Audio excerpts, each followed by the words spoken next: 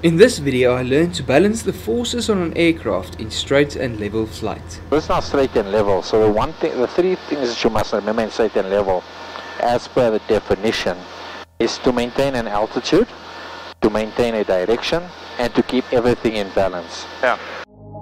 We are about to stall, and this is our adventures in and around South Africa.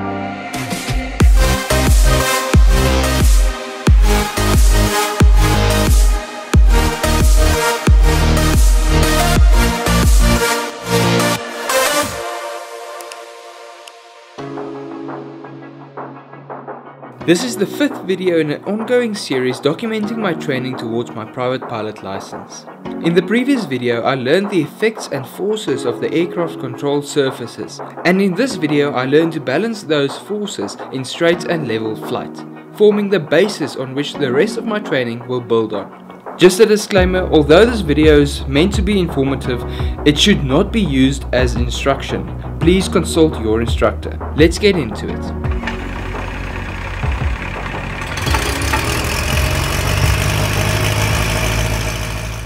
Now that we're in the cockpit, Shamir, please introduce yourself. Hi, I'm Shamir. I'm the residential instructor here at Johannesburg Flying Academy. I love what I do. Yeah, flying's excellent. Come train with us. Awesome. Lekker. Cool. Okay, so whenever we're going to start taxiing, first thing you want to do is obviously release brakes. Yeah. But now there's a possibility that it pulls forward. So we will first close the power and then release brakes. So there's your brakes release, and we can feel off. it. Huh? Yeah. So now we're going to add just enough power to get it moving, then close the power, and then check your brake pressure. Okay, so they're nice and even. Okay, so we're happy with the brakes. Brake pressure is good. Okay. Now you can go back to throttling and adjusting. Okay. I'm also keeping one ear off so I can hear if anybody screams. Nice. Good tip. Okay, nice and slow, easy movement. Now remember, we're taxiing on a solid surface. We're gonna go to a rough surface. We don't want that elevator bouncing around. The good thing is to keep it steady in the center is difficult, but to keep it all the way back is a lot easier. So we'll keep it all the way back, and then we can enter. Okay, we'll make sure it's clear. We're gonna go to the run-up bay on that side. Yeah, okay. Nice. I've cut down the run-ups and checks, but rest assured all necessary checks and radio calls were made. I'll cover those in a later video. Also, if you like the style of these videos or have any suggestions, please let me know in the comments below. At this point, Shamir still does most of the flying, takeoffs and landings. And as we progress through the exercises, more and more of the control will be given to me. So it's like a bumpy here. Yeah. A nice stick with us. Like I said, I think I told you in the run briefing, we got that turbulence. If you're playing on the rudder, you're aggravating the turbulence. So keep one pressure. Normally right is a good side because you are going against a torque effect. Just keep a little bit of right, and then you just wings level all the way. Nice, there we go, there we go. Okay, so now you're looking out. So this is not straight and level. So the three things that you must remember in straight and level, as per the definition, is to maintain an altitude, to maintain a direction, and to keep everything in balance. Yeah. So how are we going to know things are in balance? We have the ball that we can utilize. Further than that, visually we can see what the horizon looks like from the front, and depending on how your height, obviously.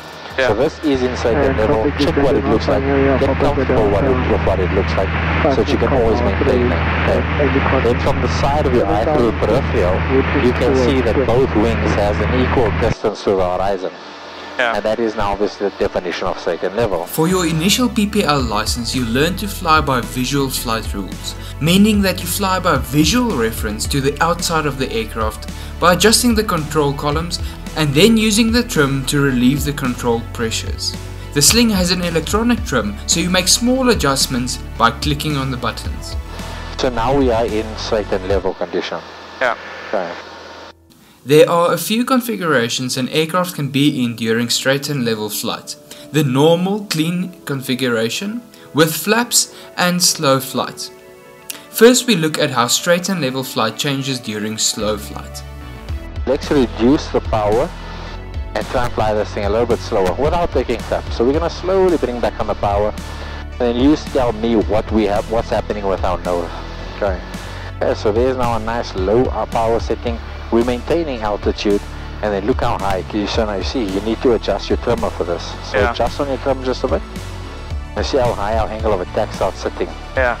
How small that window's getting. You see that? Yeah. Okay, add in a little bit of power just to keep you from sinking. A little bit more. There you go. Now you're maintaining altitude. Now look how high our nose is. Yeah. Compared to the normal.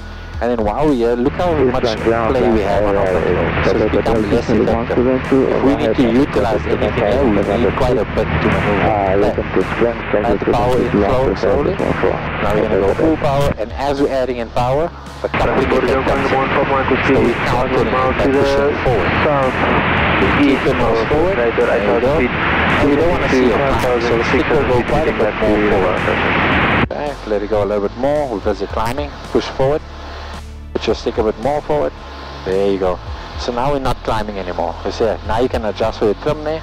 And now we can see the speed slowly starting to increase. Yeah. We're going to let it go a little bit higher before we demonstrate what the efficiency of speed does. Okay. Nice. Okay. Now you can see, look how little we are. So if I use the aileron just a bit, how sensitive she becomes. Yeah. Starts moving quite a bit. Same with the rudder. Just a little bit on the rudder and she already starts moving. Yeah. As compared to our slow flight, we're using a lot more input. How and where that will become important, well, you'll see in the circuit. Yeah. When we start flying low speeds and so on. Okay, so you can pull the power back to cruise. Yeah. The visual flying is about attitude. Yeah. Keep the attitude of the nose stable, and you keep the general level, and anything else that we do on this in flying is off this layer. This certain level becomes our foundation. Yeah. So if you want to do a climb, you do it from certain level and you enter the climb. Or from certain level you enter your descent. From certain level you can also do your turns. Yeah. So the certain level aspect, although it's a very simple exercise to do, getting certain level right will then put yourself in a situation where everything else that you do starts from here and then adds on to it. Yeah. Now we want to take one flap. To take one flap, we need to reduce the power first. Nose a bit low. Maybe try one click up again. Check it there. That's about level. See that? Yeah. Okay, so let's get the aircraft nice and slow to get ourselves to one flap. Now we need to do it within an operating range of the speed. So your VFO numbers. Our maximum on this plane was 85. Now you can take one flap. Okay. Now when we take the one flap, watch what happens to the nose. So don't correct way. You see how the nose goes down. Yeah. Because we're adding lift to the wing and the center of pressure is moving a little bit backwards, the nose wants to go down. So when we do take, I'm going to take the flaps up again quickly. Put it back to level. So when we do take flap, we want to compensate on the nose so that the passenger or other people don't really see what's happening. Yeah. So as we take the one flap, we're going to hold the nose steady to keep the nose attitude from going down. Yeah. Okay. That's not in level flight, but then you'll see your speed starts decreasing because it also adds drag. Yeah. So you can compensate with power for that. After doing one notch of flaps, we also check the effects of two flaps before retracting the flaps in stages. Because retracting the flaps all at once will cause a sink, which can become dangerous in low level and go around scenarios. And that brings us to essentially the end of certain level. There's not much more we can give in here. We've looked at what certain level is by definition. We've looked at how slipstream, torque, power, all of those things come in. Yeah. Always bumpy on the heels. Yeah. And then we've looked at the use of flaps inside our normal certain level configuration. Yeah. That's the end of my straight and level lesson. I learned a lot about the behavior of the aircraft in different configurations and finally clicked what the visual reference for level flight looks like. If you have experienced some light bulb moments in your training, please share them in the comments below and stay tuned for the next video in the series being Climb and Descent, learning the literal ups and downs of flying. Until then, dream big, fly high and live the adventure.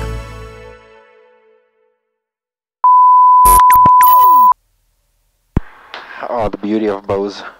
Yeah, quite nice. Yeah, it's like so Bose, if you're watching this, you can please sponsor us 2 headsets. That would be brilliant. Thank you very much.